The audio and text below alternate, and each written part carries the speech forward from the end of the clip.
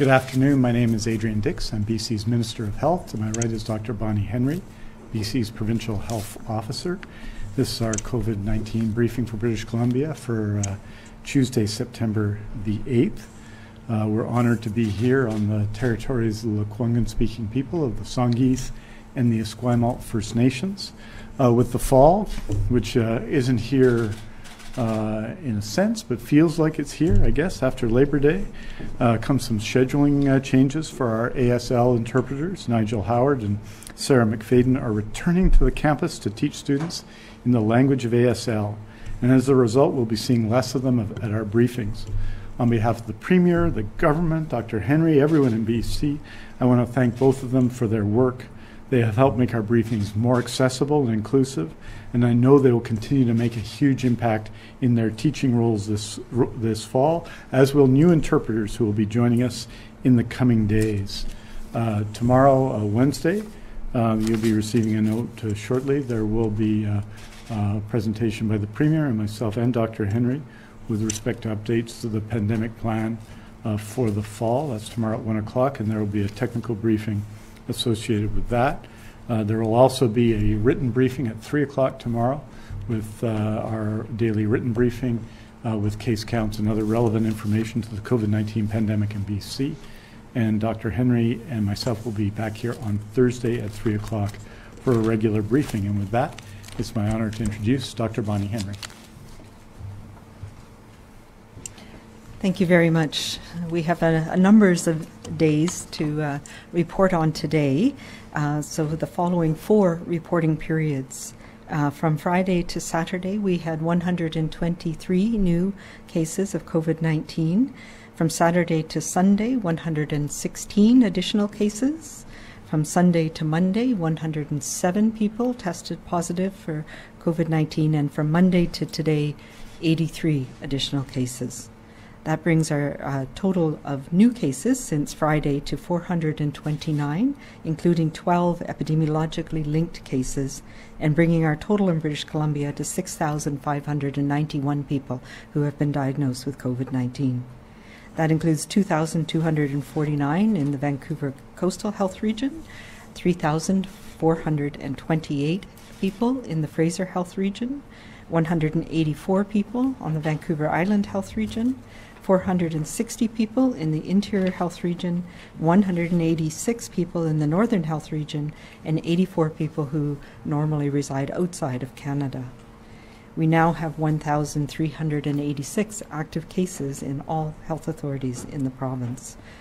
Of those, 32 people are in hospital currently, 12 of whom are in critical care or ICU.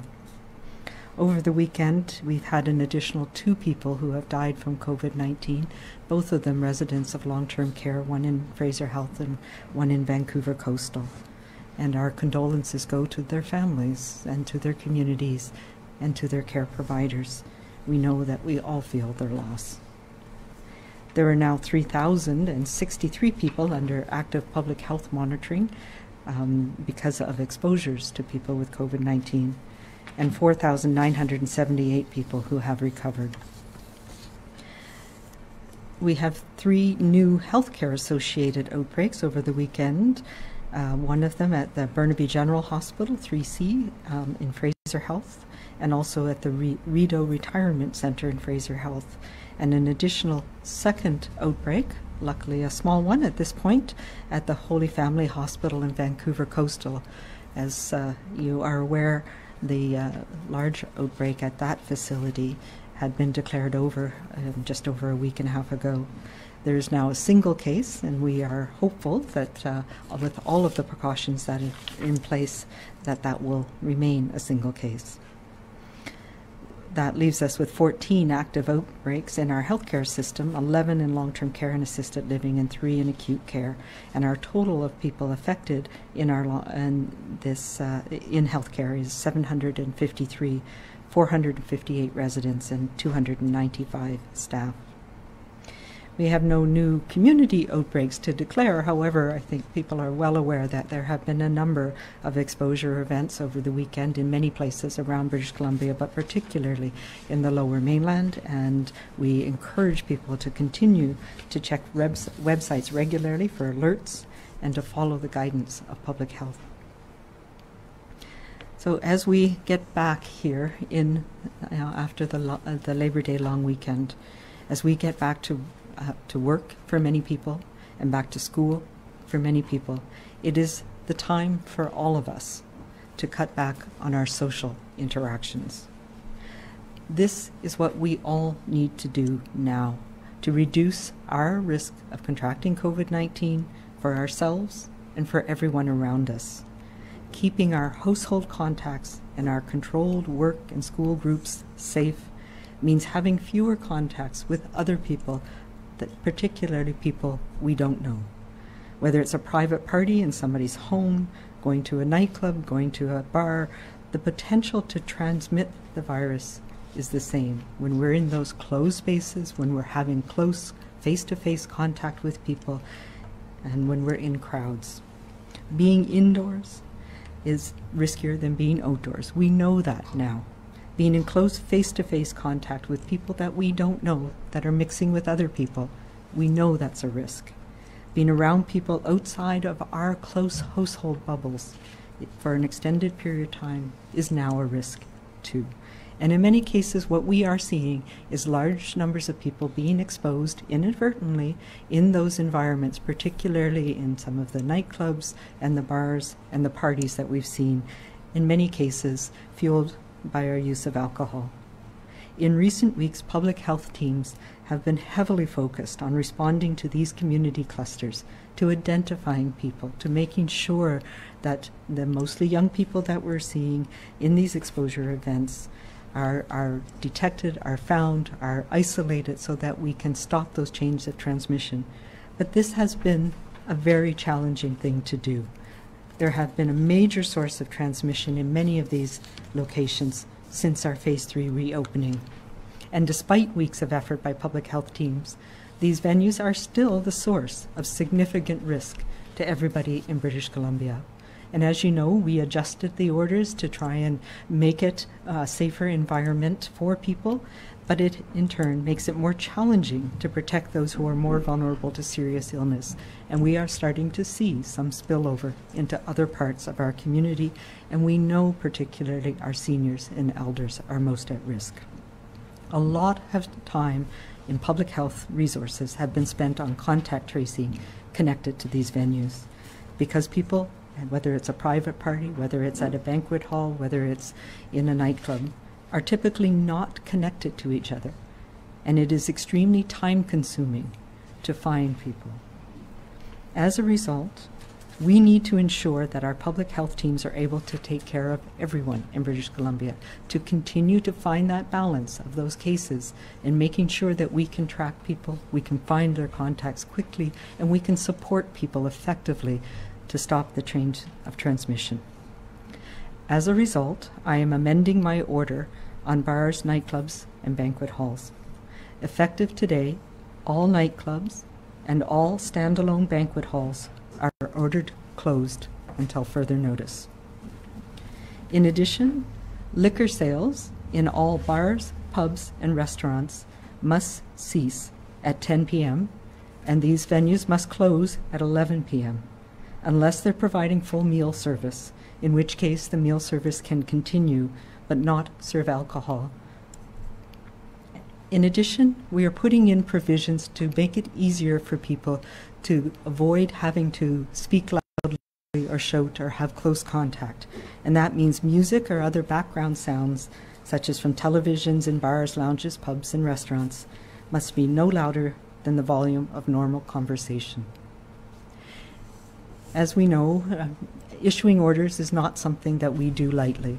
It is our last resort, and we have spent quite a lot of time working with industry, within the banquet halls, in the nightclubs, to try and put in measures that will protect people from this virus, and will protect our communities from people spreading it and inadvertently bringing it home or bringing it to their workplace, bringing it to other parts of our community. And we have managed to do that through the summer. But as our cases are climbing, as we are starting to move into the important parts of our community that we need to support moving into respiratory season in the fall, we need to make some changes to reduce the risks of these environments.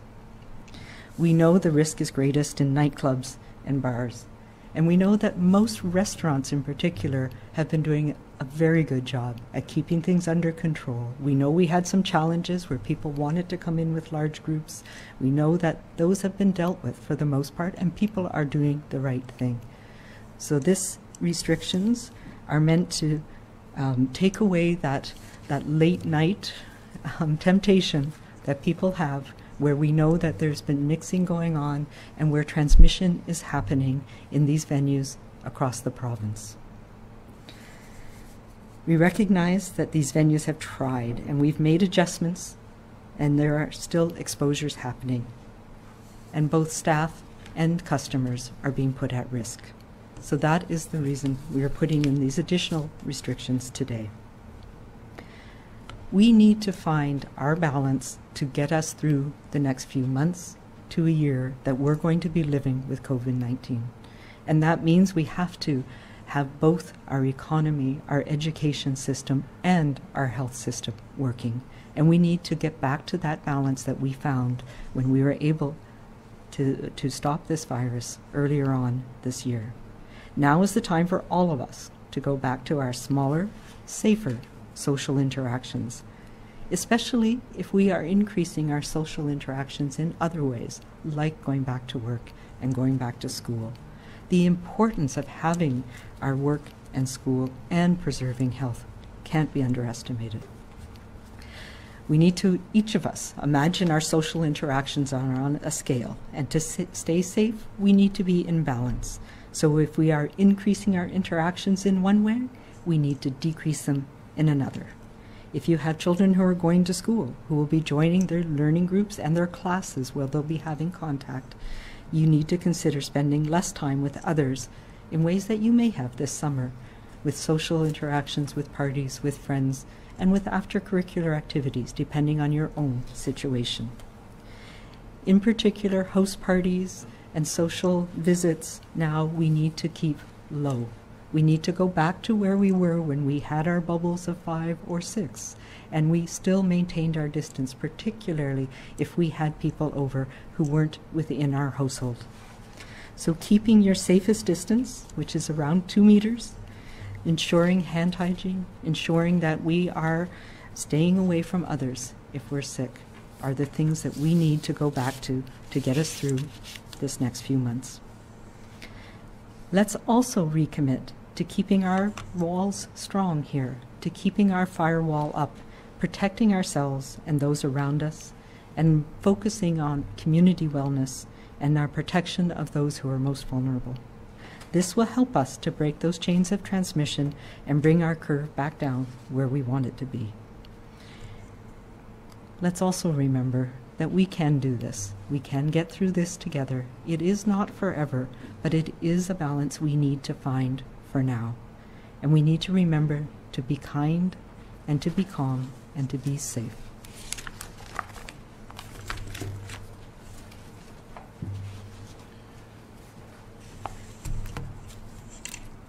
Thank you very much, Dr. Henry. I wanted to start by expressing my condolences, those of the Premier of the government, I think the people of BC, to the family and the friends and the loved ones and the caregivers of the 2 people who passed away in the last 4 days from COVID-19 in BC, 1 in long-term care in Fraser Health and 1 in long-term care in Vancouver Coastal Health.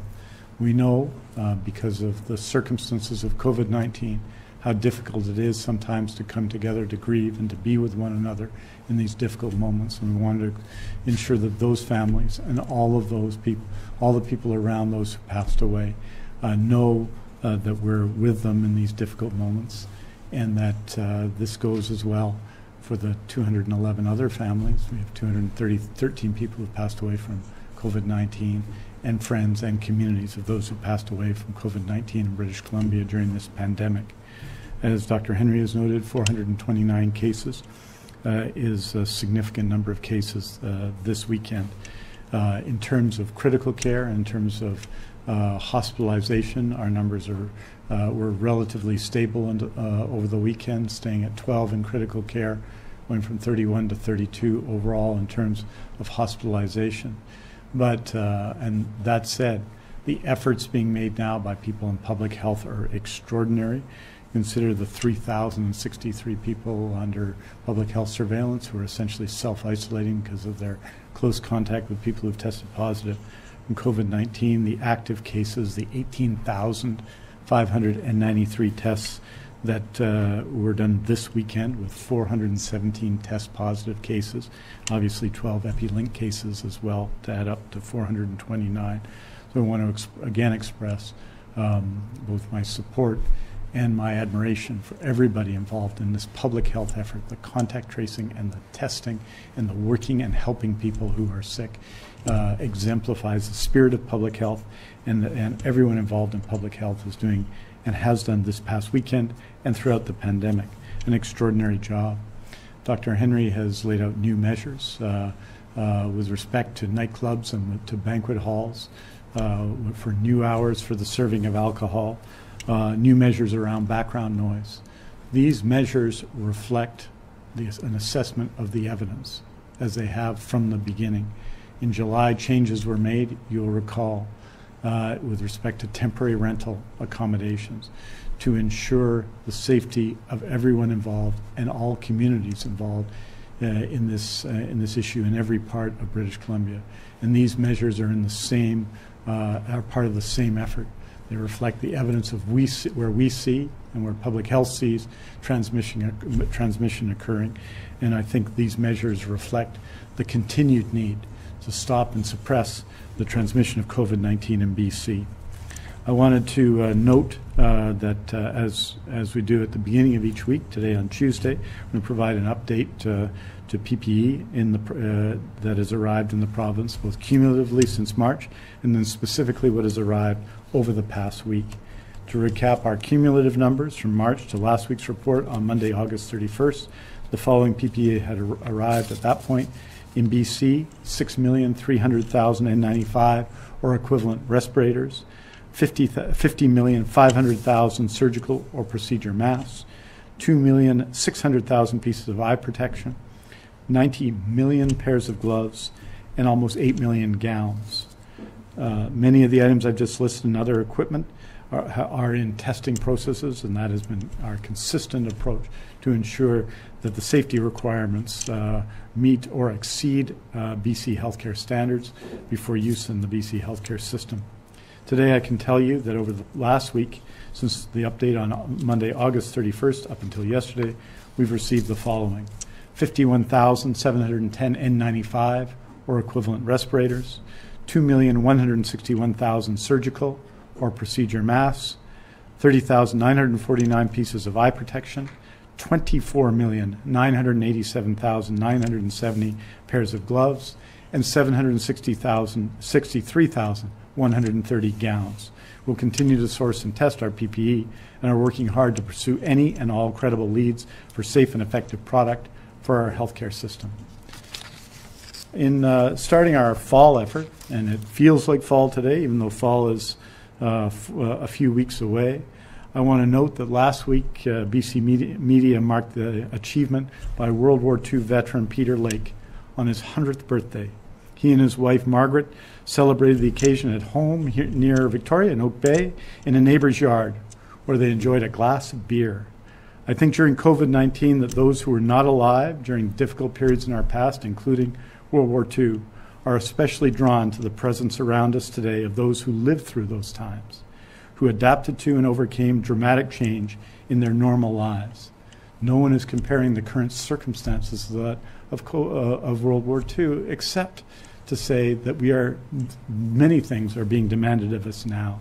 You'll know that in the United Kingdom, Captain Sir Thomas Moore, a World War II veteran, raised the spirits around the world in August by committing to walk 100 laps around his garden by his 100th birthday and raised £32 million for the National Health Charities when he met that goal. John Hillman, who at 101 walked 101 laps here on Vancouver Island in his BC retirement home courtyard, raised over $160,000 for that project. Peter Lake celebrating his 100th birthday with his wife in a lovely backyard on a beautiful summer day is another example. By their examples then and now, and that of our parents, our relatives, our neighbors, and our friends who lived in that time and shared their experiences with us, we learn from them. We learn from them how to make it through a difficult time, when what we enjoy or how we enjoy it are very much changed or are just no longer safe for us to do. For now, the qualities, the traits, the virtue they needed to make it through a world war are the ones we must continue to use in this very different but challenging time, in which we can turn to for inspiration to make it through this global pandemic. Dedication and discipline, patience and perseverance, sacrifice and selflessness, and yes, some kindness. With Labor Day now behind us, it's back to school and back to work. As we enter the fall season in our BC COVID-19 effort, as we count down the weeks to Thanksgiving and start thinking about how we'll make it safe and more meaningful than ever in these very changed times, it's time to dig in to keep ourselves healthy and to stop the spread. It's been a hard fight so far.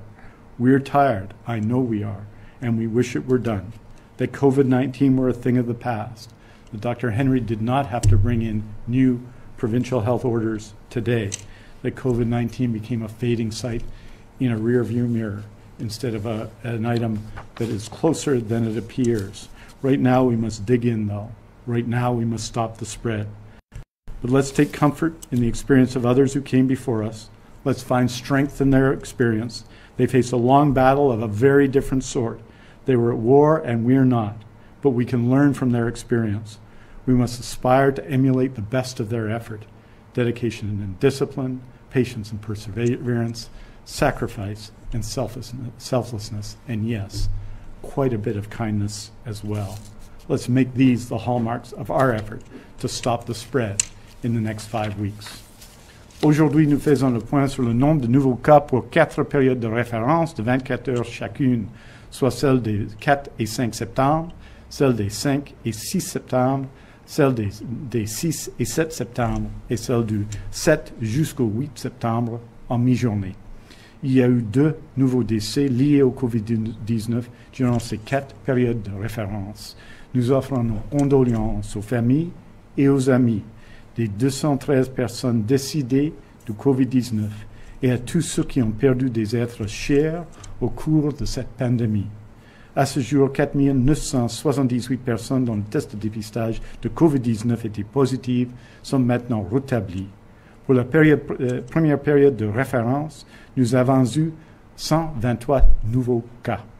Pour la deuxième période de référence, nous avons eu 116 nouveaux cas. Pour la troisième période de référence, nous avons eu 107 nouveaux cas et au cours des dernières 24 heures, 83 nouveaux cas se sont ajoutés.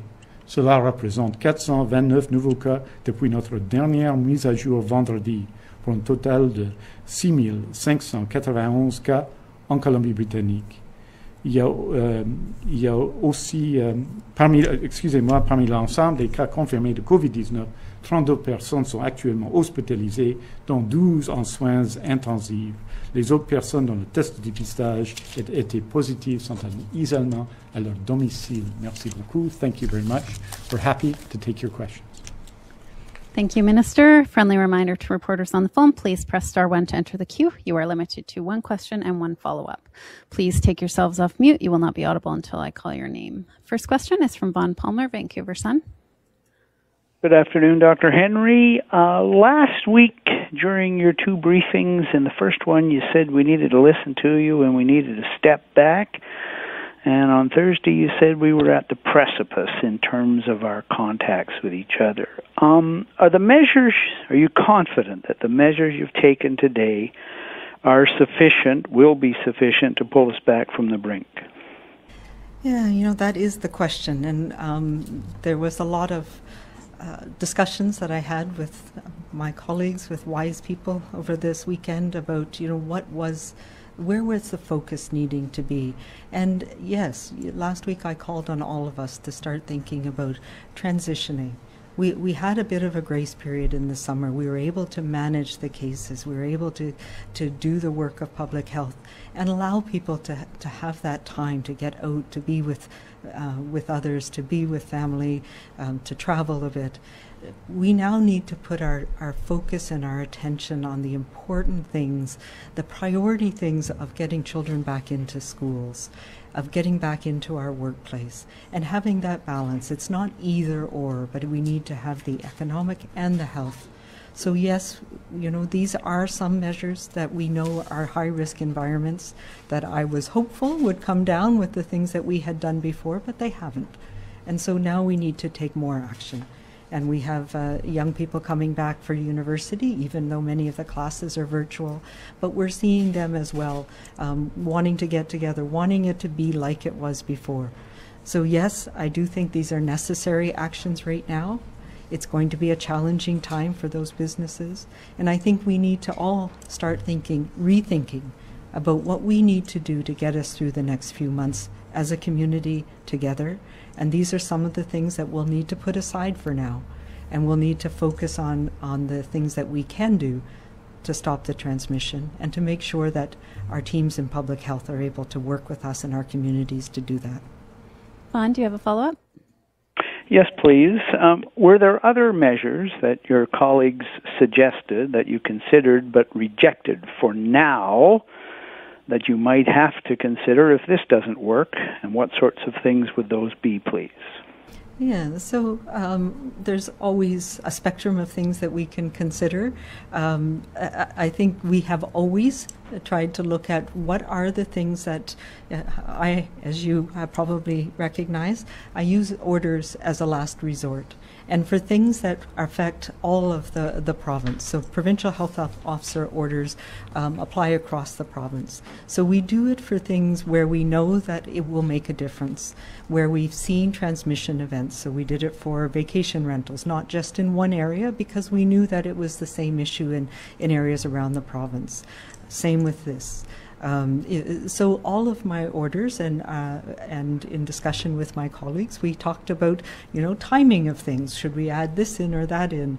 What's the difference? And one of the challenges we have is that the way liquor licenses are for premises, it's a spectrum, and sometimes places can get around some of the issues by serving more food, and that's what we were trying to wrestle with and nuance, but it became really apparent that there were some venues that were just high-risk environments for staff, for patrons, and that we weren't able, and the people who were working in these places, in the banquet halls, in the nightclubs, were not able to effectively use the measures that we had put in place. So that's really important.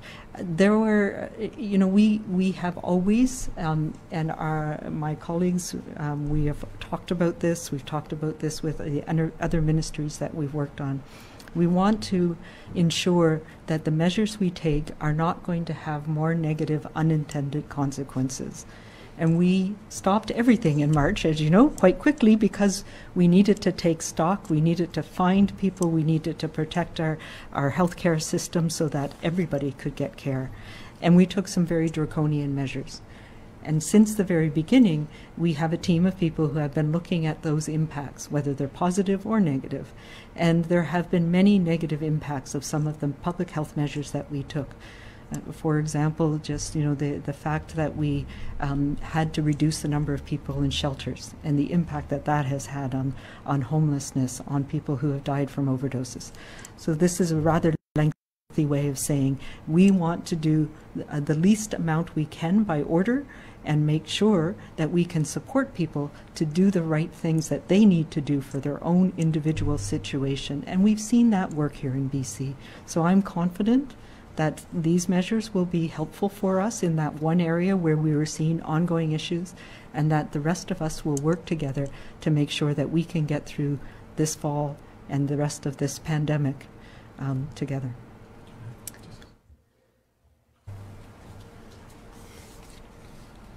And just really briefly, tomorrow the Premier and Dr. Henry and I will be laying out some of the plans for the fall that hopefully learn some of those lessons from what we saw in March and April and May. And so public health orders, officer orders, are one way that we stop the spread. The individual actions of 5 million people across the province, the most important way that we stop the spread. And there are things that we can do in the healthcare system, and some of those in our plan for the fall we'll lay out tomorrow, which are also obviously part of efforts both to deal with the consequences of the COVID-19 pandemic and to stop the spread and to ensure that people are safe. So it's the extraordinary effort that's been led by our my Deputy Minister of Health, Stephen Brown, and Dr. Bonnie Henry continues. And I think one of the extraordinary things about both of them, and then the entire team that's been working on the COVID-19 pandemic within healthcare and within government, is always having the willingness to learn lessons and to apply them to the next step and the next actions. We're going to be dealing with this pandemic for a long time. They're going to be today in the future.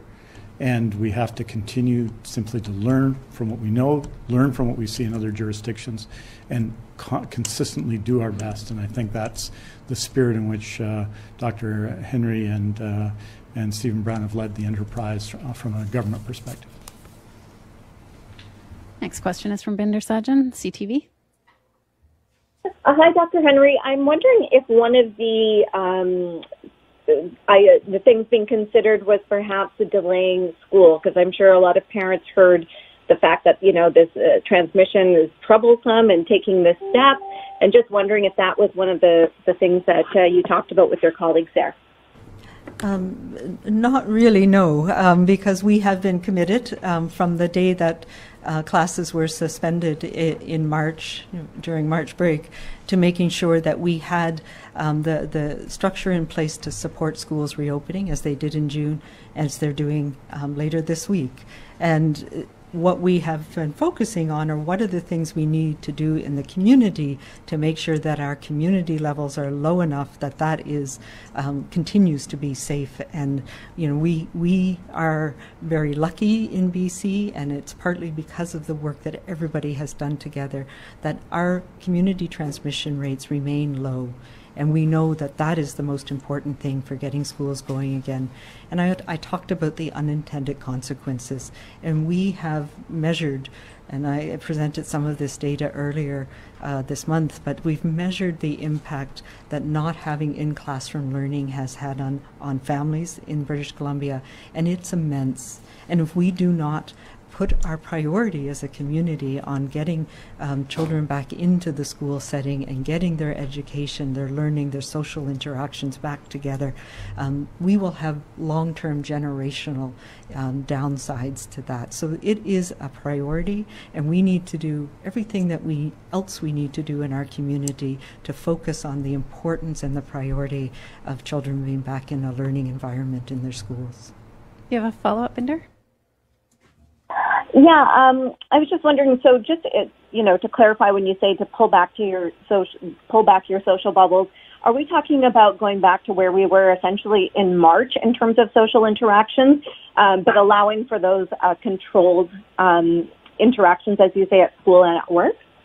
I think that is a good guide to go with. Or, we look at what we've done at vacation rentals, so having small numbers of people over and not having multiple people over at different times. We've expanded quite a bit through our social connections through the summer as a whole. Some people, of course, who have more vulnerable people in their families or in their households have not done that. But all of us, particularly, we need to find those balance, that trade-off in our own family to make sure that we can support children going back to school safely, going back into work safely, because we know many people have not had the option about staying away from work. So yes, I think looking at 6, it was what we had talked about before, and that's what we're looking at restaurants, small groups of people, the same group of people, and looking at how we can balance those risks for our own family. Next question is from Jane Side, North Shore News. Particularly, we need to find those balance, that trade-off in our own family to make sure that we can. Okay.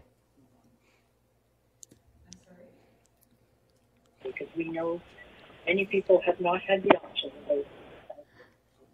Next question is from Marcella Bernardo, News 1130. Hi, Dr. Henry and Minister Dix. Thank you for taking my question. Ron Palmer did ask what other measures you may have been considering. It sounds like if things don't improve in the next few weeks, are we looking at possibly implementing a curfew or something like that when it comes to people spending time outdoors and socializing?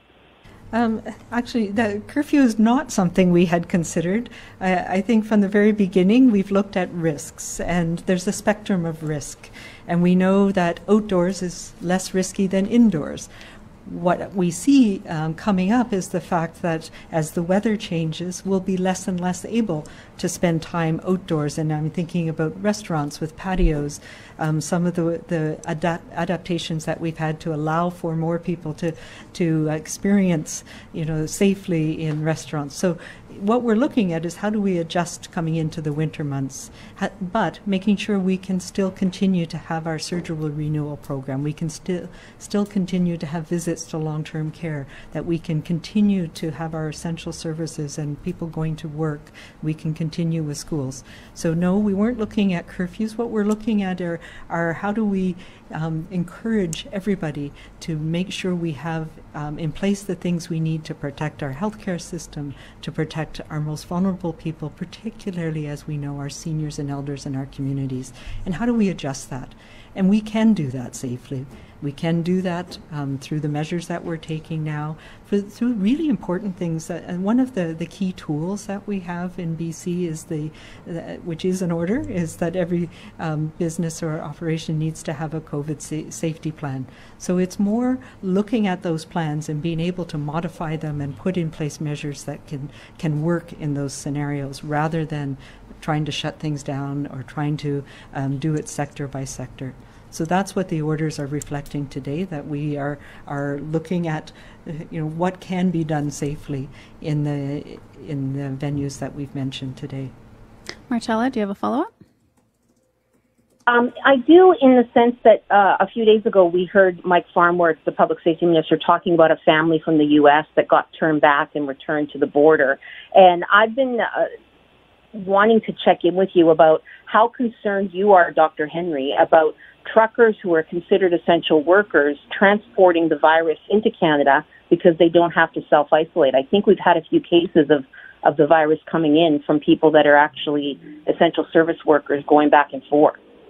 Yeah, and border issues are ones that we have had a lot of concern about, as you know. And yes, there now has been measures put in place. But I will say that from very early on, one of the public health orders that I had was around people returning from outside the country. That stays, that you need to self-isolate for 14 days. And though there are provisions for essential service workers, like truckers who need to come back and forth, and airline workers and others, but the provisions are that they need to be screened daily, that they need to reduce their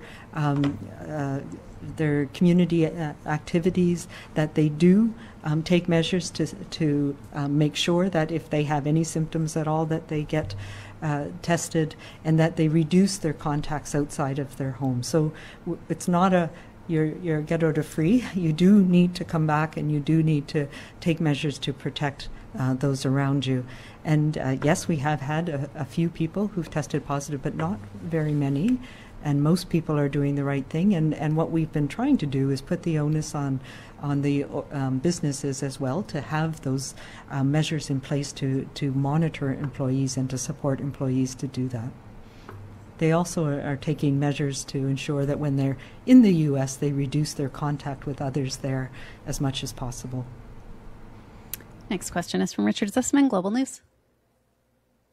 Dr. Henry, do you have any concerns about the COVID case linked to Mulgrave School in West Vancouver? And what's your understanding about whether field trips and other out-of-school activities should be allowed this fall? So I'm not aware of the first issue that you brought up, so I have to get back to you on that one. But yes, out-of-school activities, I think there'll be a lot of outside activities, but it will be smaller numbers, reduced. I don't see us having field trips. I don't see us having some of those more larger group events where we go out and visit things. I think there's a lot we can do virtually now in terms of visiting museums and other art galleries, etc., that can be implemented. And I've seen lots of really innovative ways that teachers are looking at doing this this fall. And I have to say my hat is off to our teachers and educators in BC. They have come together in a way that is remarkable, and it's a very challenging time. And I know, especially this week, there's a lot of anxiety, but I think there's a lot of excitement as well. And we are going to make it through this, and this school year will be unique and different, and it's going to be an adjustment for the first couple of weeks. But we in public health will be there to support them too. So yes, I don't see inter-school competitions. I don't see a lot of field trips happening, but I do see the really neat things about going outside and having classes outside and learning outside. And those are some things that will be new and exciting. Richard, do you have a follow-up? I do. On the ban of nightclubs and banquet halls, can you explain to me what qualifies as a nightclub? I know there's a liquor primary license. Is it those holders, or who is going to be restricted by this new order?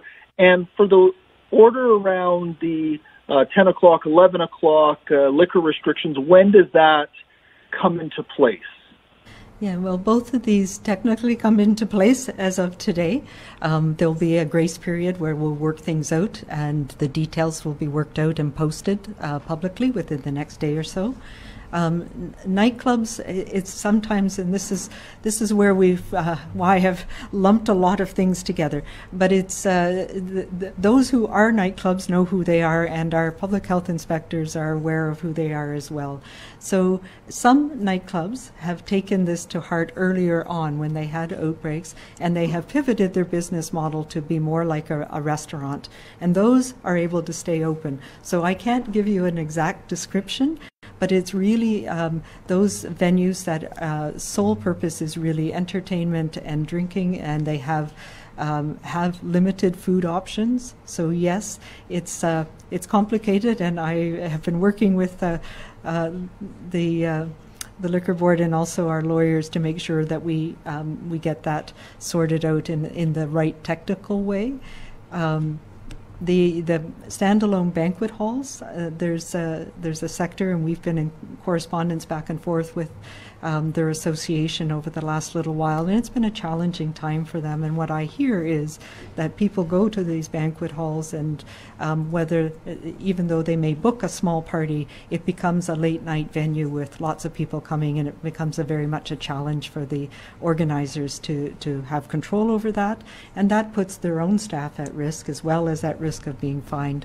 So right now, those types of venues are too risky, and that is where we're seeing quite a lot of the transmission, particularly in the Lower Mainland, and then it's spreading to other parts of the province as people travel or go and have other parties or get-togethers with friends. Next question is from Tanya Fletcher, CBC. Hi, Dr. Henry. Are you concerned young people will turn to private parties now that there are no nightclubs and the liquor cut off at 10 p.m., especially since young people have been driving, the bulk of BC's caseload recently, and especially given your initial hesitations with restricting those areas because it would drive the problem underground? Yeah, and it's trying to find that balance again, which just seems to be all we do in public health. We do know that there have been a move towards private parties, some of them quite large, that are now being broken up, and we do have ways of monitoring those, and now we have a fine structure in place for those as well. So it is trying to appeal to people's better nature, but then taking away some of the temptations that have been repeated offenders in terms of venues where people continue to go. And, the challenge has been that some larger bars and restaurants pivot at later night to become more like a nightclub or a lounger area. And those are the areas that I'm hearing from my colleagues around the province become problematic when people are having alcohol. The lineups become less, more unruly, more people get together, and it's very hard for staff to keep the small groups apart. And we have seen transmission, and that's the concerning thing for me. So we will, I think there's also been a transition. We're moving from the summer when we all needed a break. We all needed to experience that socializing and that joy of being out with others. And we were able to keep it under managed conditions. And we were trying to work with industry to make it safer. But we are now at the point where we are seeing cases continue to increase. Those venues, large private parties are issues, and we need to start pulling back. We know that we can do that. When we looked at the cases that were happening in the Kelowna area after July 1st, there was a concerted effort by business, by the community to work together to find appropriate venues where people could party safely. And of course, there's no more Canucks games, so so we don't need these anymore. So no, I think we need to, this is a transition period. It's a transition period where we need to go back to our basics again. We need to support going back to work and going back to school. That needs to be our focus and our priority. We have time for one more question this afternoon. For everyone listening, Dr. Henry and Minister Dix will release a joint statement this afternoon with the latest information on cases, hospitalizations, and outbreaks, which you can find at news.gov.bc.ca. For medical guidance on protecting families and communities, and for access to provincial guidance on COVID-19, visit bccdc.ca. And for information about the province's pandemic supports, visit gov.bc.ca/COVID-19. Last question is from Sandy Hall, CFAX 1070.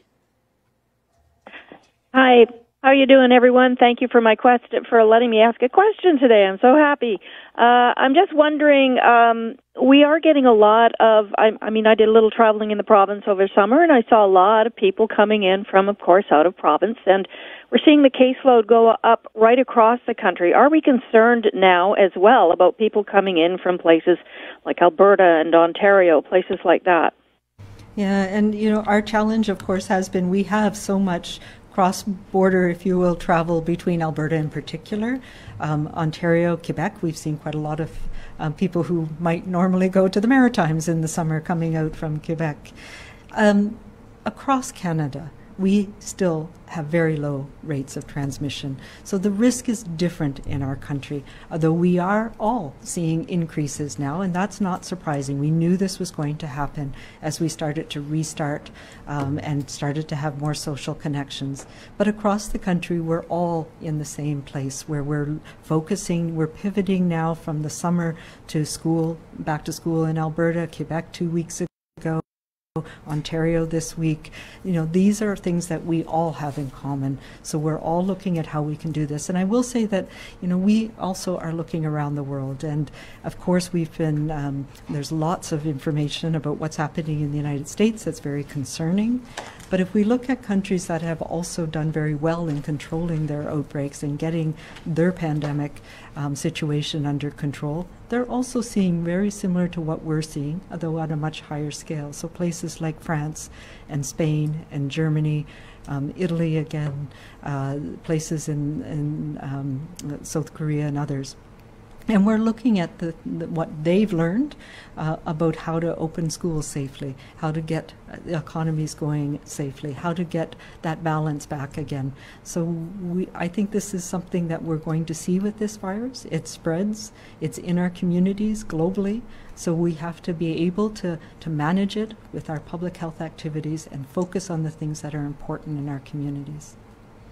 Do you have a follow-up, Sandy? I do. It's actually on a different topic, but we're seeing a lot of people going back to taking buses.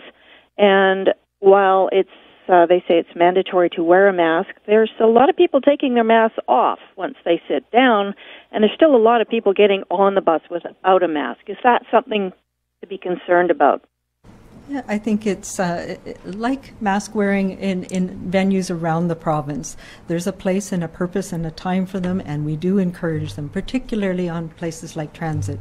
But the transit authorities across the province have universally said that they will take an educational approach to this, and I believe that is the right thing to do right now, making sure that people have access to masks, that they have them with them, and that they know how to use them properly. So yes, you need to keep it on when you're on the bus. But I will also say that we sometimes don't know why somebody has a challenge wearing a mask or keeping it on for a period of time. So we do need to give them the benefit of the doubt as well. And there are a small number of people who aren't able to wear a mask for a variety of reasons, whether it's a physical disability, whether it's challenges with having something in front of their face. And we need to be respectful of that as well. But I've also heard, from the stats that they've put out that over 90% of people are wearing masks, and I think that's great. And that culture of wearing a mask in those situations is something we need to all embrace. We're going to go back to Tanya Fletcher. Sorry, okay. I cut her off. And she would like a response in French, Minister. Go ahead, Tanya. Yeah, thank you so much. I'm just wondering, as a follow-up, how big of a concern are bars and restaurants still, and at what point would you revert back to banning in-service dining and perhaps go back to takeout only? And yes, an answer in French from Minister Dix would be appreciated. Thanks. And I think that's a really good question, because pubs and restaurants have been doing a great job. It was a challenge, and they started off slowly, but the plans that we've seen in restaurants, and I feel restaurants for the most part are really safe. I go out, thankfully, especially I don't know if I'd survive without them, but the restaurants are doing a super job. Sometimes they've been pushed, and we've had that happen during the summer, where we've heard of people wanting to go in big groups, and there are restrictions in restaurants that are quite that are designed to make them safe. And with the people who are following those are doing well, and it keeps the staff safe, and it keeps everybody who's in the venue safe. And there's lots of great things that people are doing, whether it's putting in barriers, expanding into the outdoor patios, making sure that the servers are keeping a distance, that there's hand hygiene, that we're taking people's names, and that people are staying home if they're not feeling well. So I'm very confident that what we're doing in the pubs and restaurants is working, and it's working well, and I hope we can continue that as we go forward.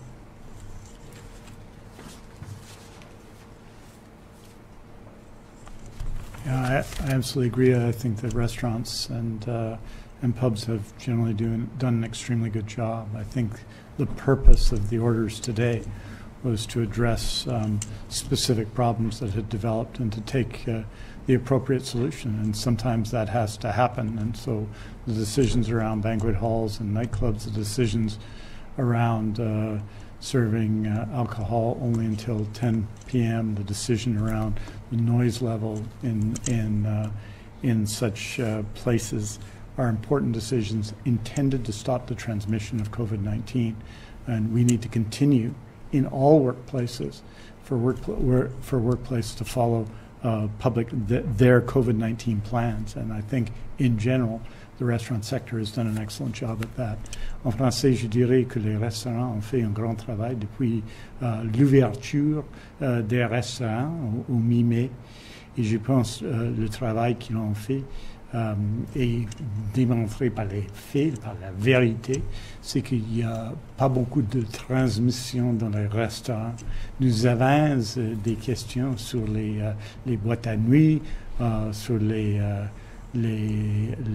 salles de banquet, un peu, surtout dans la région de Vancouver. Donc, le Dr Henry a tranché aujourd'hui en disant non à cela, et c'était une décision fondée sur l'évidence, mais force est de reconnaître qu'en général, les restaurants ont fait un grand travail, un travail important, qu'il y a beaucoup de monde qui y travaille, et que c'est important d'avoir des espaces organisés où les gens peuvent aller et avoir une bonne soirée, alors qu'en même temps, on prend l'action dans les circonstances où c'est nécessaire, et c'est ce qu'on a fait aujourd'hui. Merci beaucoup. Thank you very much. Until tomorrow. Thank you.